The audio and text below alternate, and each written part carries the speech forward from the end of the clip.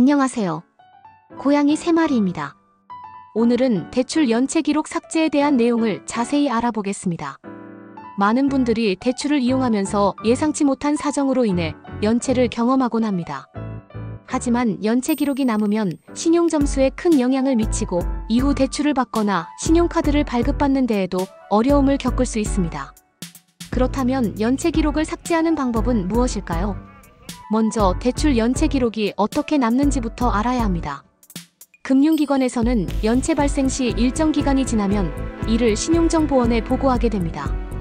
일반적으로 5영업일 이상의 연체가 발생하면 단기 연체로 기록되며 3개월 이상 연체가 지속되면 장기 연체로 분류됩니다. 이러한 기록은 신용평가사에 공유되며 개인 신용점수 하락의 주요 원인이 됩니다. 연체 기록을 삭제하는 가장 확실한 방법은 연체금을 즉시 상환하는 것입니다.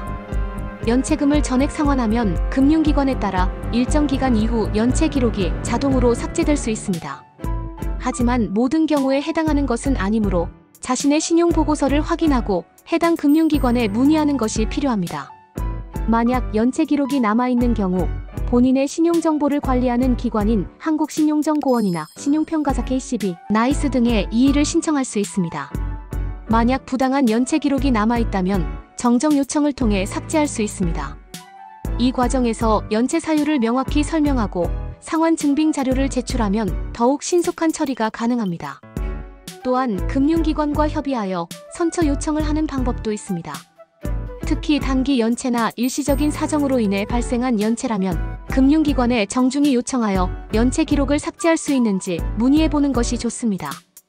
일부 금융기관은 고객의 요청을 받아들여 내부 심사를 거친 후 기록을 삭제해주기도 합니다.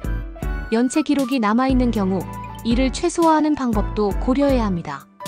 우선 지속적으로 신용카드 및 대출 상환을 성실히 이행하는 것이 중요합니다.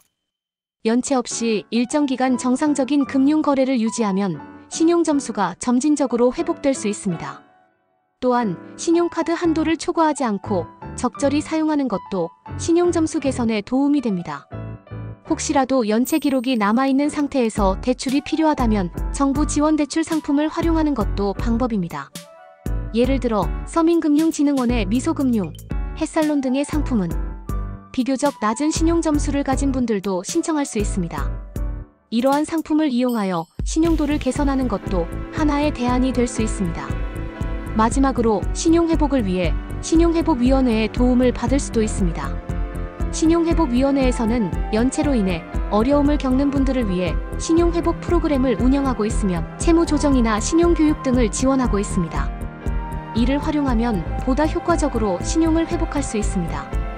대출 연체 기록 삭제는 단기간에 이루어지는 것이 아니라 계획적으로 관리해야 하는 문제입니다. 따라서 연체를 예방하는 것이 가장 중요하며 만약 연체가 발생했다면 빠르게 대처하여 기록을 최소화하는 것이 필요합니다. 지금까지 대출 연체 기록 삭제에 대한 정보를 알려드렸습니다. 도움이 되셨기를 바랍니다. 감사합니다. 영상이 유익했다면 좋아요와 구독 부탁드립니다.